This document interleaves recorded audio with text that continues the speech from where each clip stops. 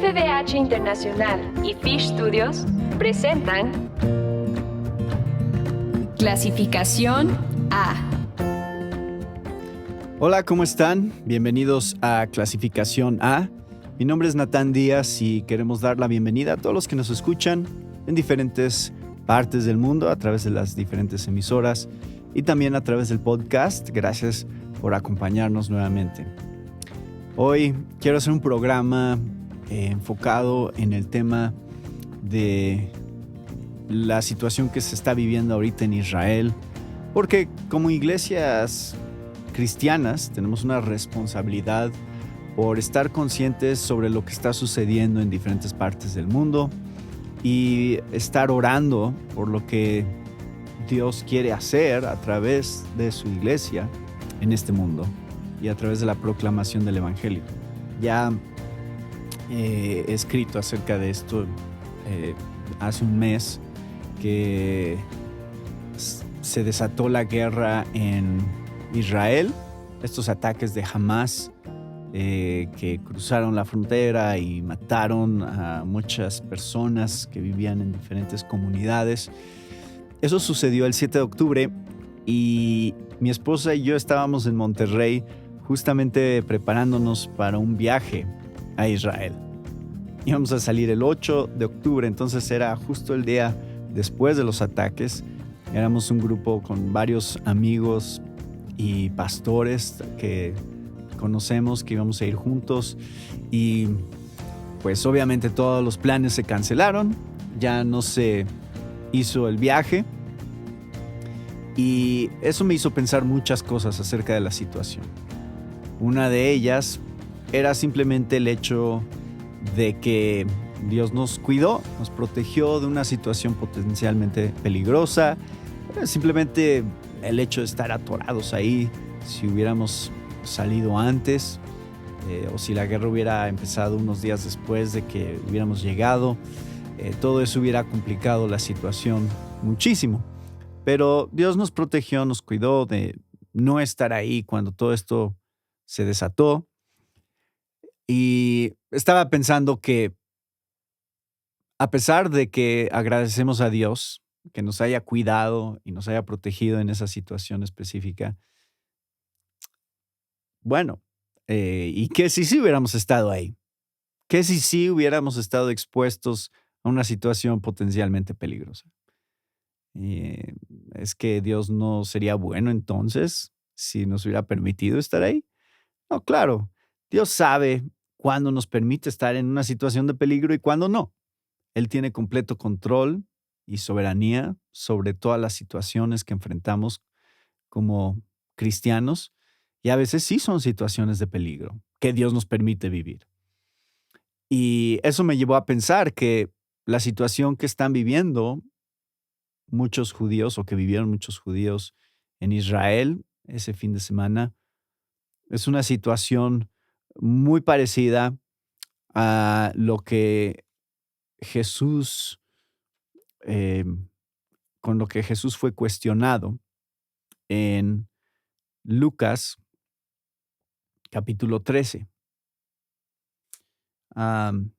Versículo 1 dice, en esa misma ocasión había ahí algunos que contaron a Jesús acerca de los galileos cuya sangre Pilato había mezclado con la de sus sacrificios. Él les respondió, ¿piensan que estos galileos eran más pecadores que todos los demás galileos porque sufrieron esto? Les digo que no, al contrario.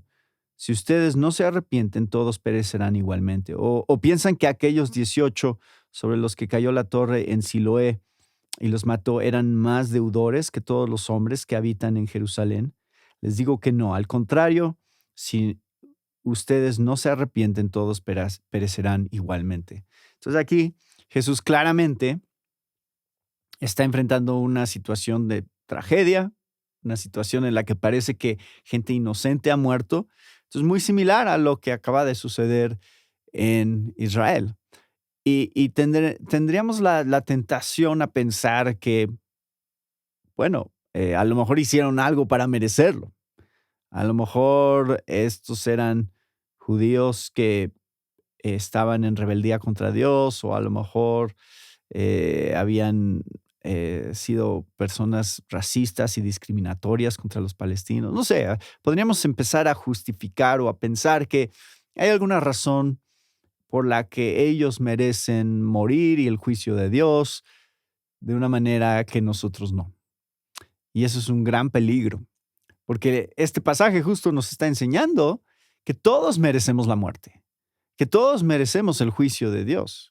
Y que cuando una tragedia le sucede a alguien más, no deberíamos de pensar, es que estaban en pecado, es que estaban haciendo algo malo, sino pensar en nosotros mismos, en nuestra situación delante de Dios, que nosotros merecemos lo que sea que les ha sucedido a otras personas. Hago este programa también eh, poco después, un poquito más de una semana básicamente, que sucedió lo que pasó en Acapulco con el huracán Otis. Una destrucción terrible a un grado que no se había vivido en la costa de Acapulco. Y nuestra primera inclinación es agradecer a Dios. Gracias, Señor, porque a mí no me pasó eso. Yo vivo en un lugar donde no ha habido un desastre como el que hubo en Acapulco. O no vivo en un lugar donde pasó algo como lo que pasó en Israel, un lugar donde hay terrorismo. Bueno, ¿qué te hace pensar que tú mereces estar en un lugar donde no pase nada? ¿Y qué te hace pensar que no va a pasar algo que no esperas en cualquier momento? En realidad, ¿cuándo le suceden cosas malas a otros? ¿Cuándo suceden tragedias? Eso debería hacernos a nosotros pensar que esos podríamos ser nosotros y que la única razón por la que Dios nos está permitiendo seguir con vida, que la única razón por la que seguimos estando bien es gracia. Y eso significa que Dios nos está dando la oportunidad de buscarlo a Él, de ir a Él en arrepentimiento. Porque sí merecemos juicio, sí merecemos condenación de parte de Dios, porque hemos quebrantado la ley de Dios. Y entonces, las situaciones terribles que suceden en otros lugares del mundo y que le suceden a otros, son situaciones que están diseñadas para hacernos a nosotros reflexionar sobre nuestras propias vidas. Eso es lo que estaba haciendo Jesús aquí.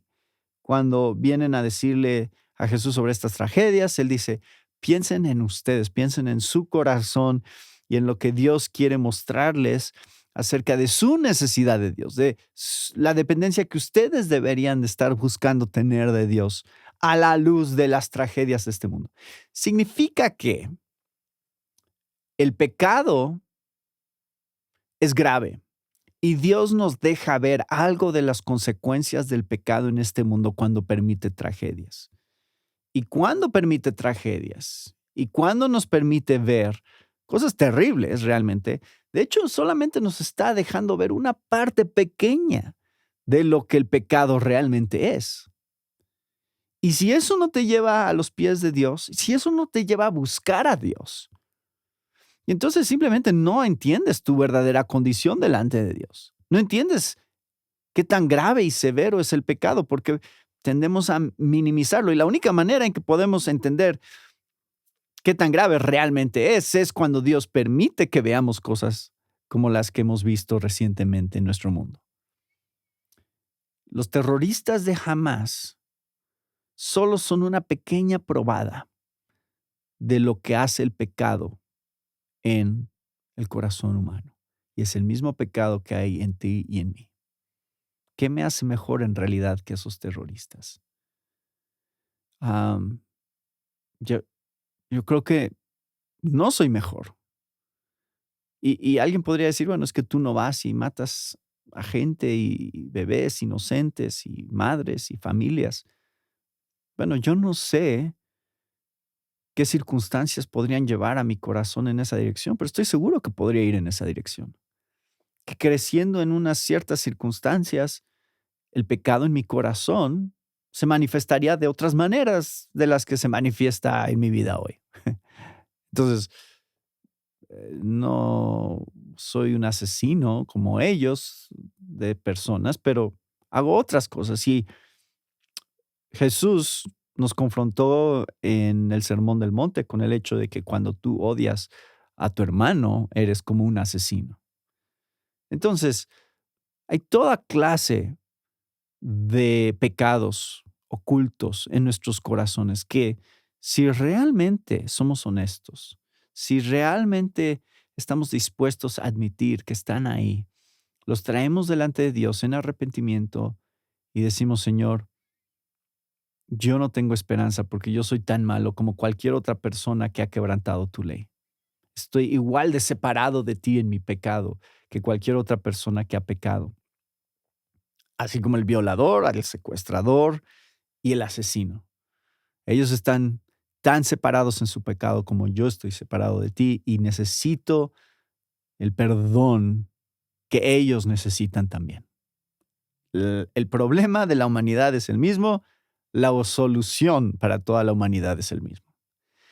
Es muy simple el mensaje de la Biblia en ese sentido. Entonces, eso es algo de lo que he reflexionado acerca de Israel y sobre lo que está sucediendo en Israel ahorita. Am, Primeramente, nosotros tenemos que pensar en nuestras propias vidas cuando vemos lo que les sucede a otros. Y en segundo lugar, entonces, una vez que nosotros hemos reconocido que nosotros estamos en el mismo problema con Dios y que nosotros también necesitamos arrepentirnos porque no merecemos lo que Dios nos da de gracia común todos los días, de poder despertar y disfrutar de sus bendiciones, no lo merecemos, merecemos juicio, ira y condenación en realidad. Después de haber reflexionado en eso, ahora podemos pensar de una manera más específica sobre cómo orar por aquellos que están sufriendo tribulación, que están pasando por pruebas. Y voy a enfocarme en Israel, esto también aplica a Acapulco, pero voy a enfocarme en Israel y en lo que está sucediendo en Israel, porque creo que es importante saber cómo orar por Israel en un tiempo como este. Y eso lo encontramos. Pablo nos deja un ejemplo muy claro de cómo orar por Israel en Romanos. En el libro de Romanos, en el capítulo 9, encontramos esta tensión que Pablo siente con respecto al hecho de que son el pueblo escogido de Dios a través del cual han venido los pactos, las promesas, los patriarcas, y que a la luz de todo eso, es sorprendente que ellos han rechazado al Mesías como su Salvador, que han buscado un camino de justicia por obras. Y Pablo tiene una lucha, un dolor en su corazón. Esto no debería provocar odio hacia los judíos. Esto surgió hace poco en una discusión ahí en Facebook que estaba viendo. Martín Lutero, él eh, quiso en sus primeros años evangelizar a judíos, a compartirles el evangelio, así como trató de hacer con su propio círculo de católicos, pero rechazaron el mensaje.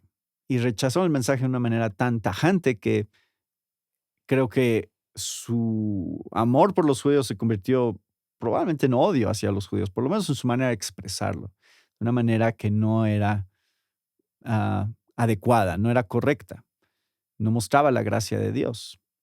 Y Lutero dijo cosas que no debería haber dicho acerca de los judíos, que, que serían cosas que llevarían a la gente a tener una actitud antisemita, o sea, a odiar a los judíos simplemente por ser judíos. Aunque eso no creo que era la motivación inicial de Lutero en escribir eso, creo que su motivación inicial era su frustración ante el rechazo al evangelio.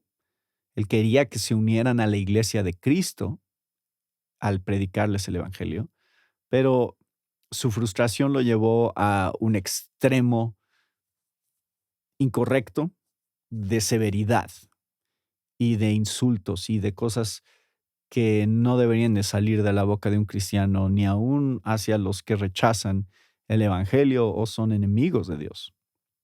Porque el mandamiento para nosotros es amarlos y seguirlos amando y dejar el juicio a Dios. Y esto es entonces lo que creo que Pablo sí refleja correctamente en Romanos 9. Él tiene esta frustración. Él ha predicado el evangelio a los judíos y lo rechazan. Lo rechazan, lo rechazan, lo rechazan.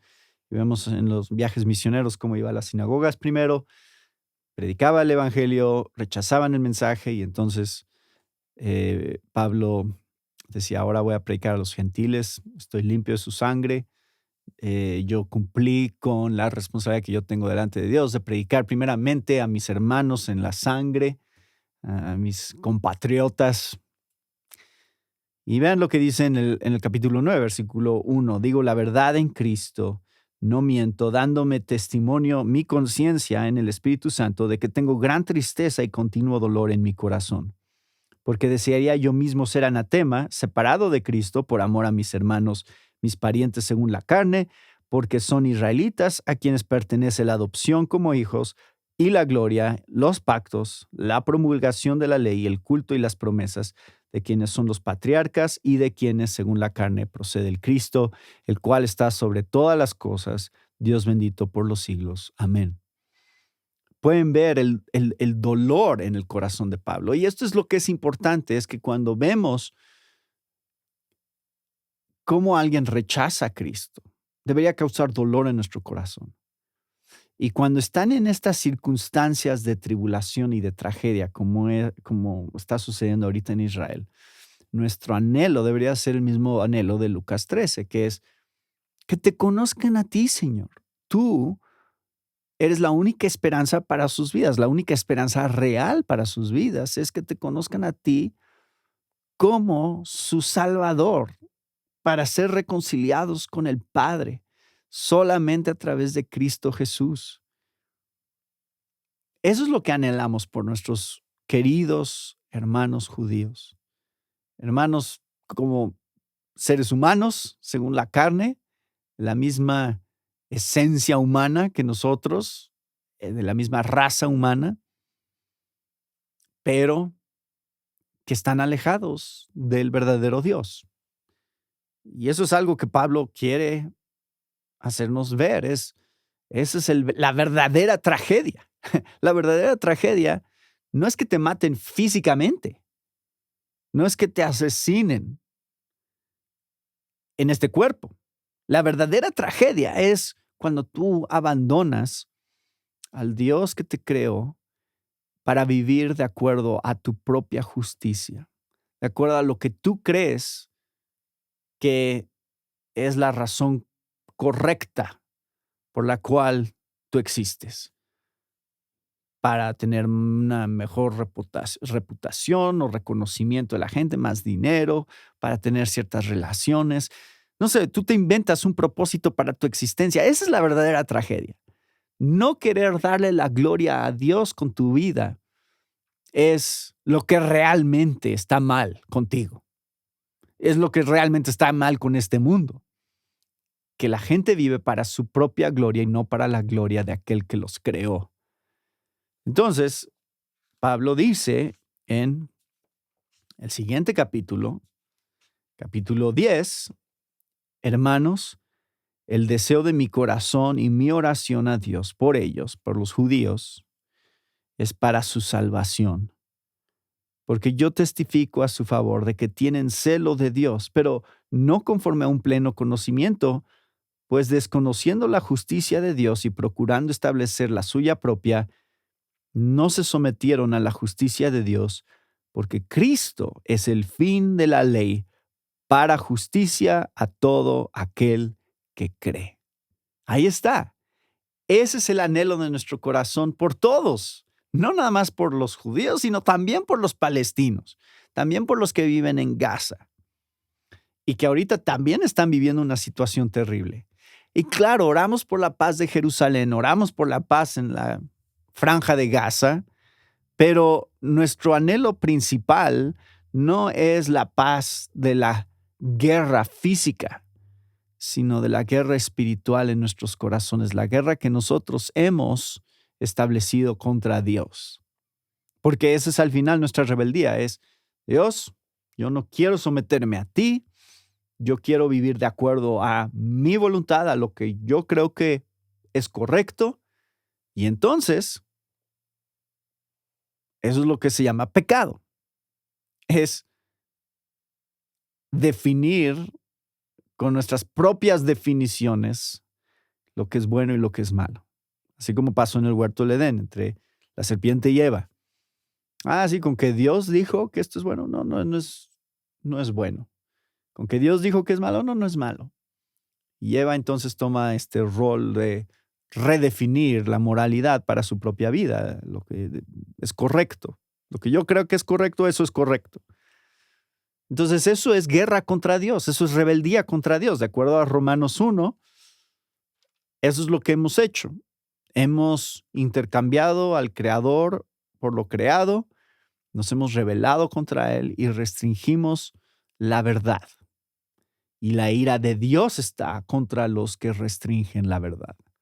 La verdad de que somos creados, somos criaturas y no creador, y tenemos que rendir cuentas ante ese creador, y Él nos demandará rendir cuentas algún día. Tú y yo. Entonces, ¿cómo oramos por Israel? ¿Cómo buscamos el verdadero bien de Israel? No mediante la tierra física, no es, tienen que poseer la tierra, eso es lo que les corresponde, Dios se los prometió, así que tiene que ser de ellos. Eso no es realmente la solución. Yo no sé si van a poseer la tierra o no. No creo que a la luz del Nuevo Testamento eso sea tan importante en realidad. Creo que su salvación es lo que anhelamos. Que ellos se unan a la iglesia de Cristo como parte del verdadero pueblo de Dios, el verdadero Israel. Y eso es lo que Pablo argumenta, no nada más en Romanos, también en Gálatas, en Efesios. Es que de ambos pueblos hizo uno y que solamente hay un verdadero pueblo de Dios. Es el pueblo que cree en Jesucristo como su única esperanza para ser reconciliados con Dios, para recibir las promesas del nuevo pacto. Y el nuevo pacto que fue hecho a Israel estaba apuntando hacia un pueblo más amplio que es de todas las naciones. Entonces, mi anhelo, mi oración por Israel es, Señor, que te conozcan. Que esta situación que están viviendo sea una situación que los lleve a voltear a verte a ti y lo que tú has hecho por ellos. Para que ellos vean lo mismo que yo he visto en el Evangelio. Un tesoro inimaginable y glorioso. Si ellos ven eso, entonces tienen todo lo que necesitan. No necesitan tener paz física, necesitan tener paz espiritual. Y anhelamos que se haga justicia en este mundo, sí. Anhelamos que acabe la guerra, sí. Pero hay un anhelo más grande en nuestro corazón como cristianos. Porque anhelamos no lo temporal, sino lo eterno.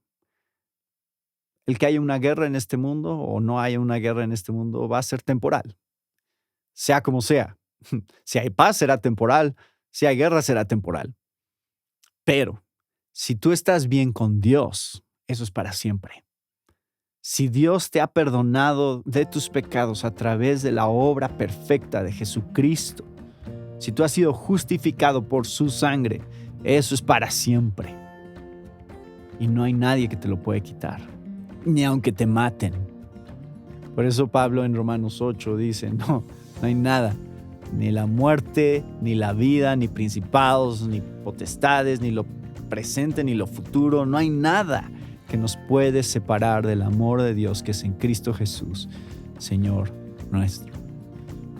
Así que hoy quiero invitarlos, exhortarlos como iglesia de Cristo a que oremos por la salvación de los judíos y que oremos por la salvación de los árabes también, porque ambos necesitan a Jesús, ambos necesitan saber lo que Él ha hecho por ellos y es nuestra misión como iglesia predicar ese mensaje y anhelamos que a través de la predicación sí haya un avivamiento en estas naciones. Y a lo mejor Dios usará esta guerra para traer este avivamiento. Si es así, gracias a Dios. Gracias a Dios, porque Él sabe cómo exponer qué tan grave y qué tan serio es el pecado, y a veces las tragedias son la manera en que Él lo expone, como ya leíamos en Lucas 13. Y que eso nos lleve al verdadero arrepentimiento. Entonces, oremos por Israel, oremos por la paz de Jerusalén y oremos especialmente por la paz con Dios, que todos los pueblos, naciones, etnias de este mundo necesitan conocer. Que Dios nos ayude y gracias a todos los que nos acompañaron con otro tema de interés para la familia de hoy. Se despide de ustedes Natán Díaz. Esta fue una presentación de FBH Internacional y Fish Studios. Para más información, visite nuestra página www.clasificaciona.com.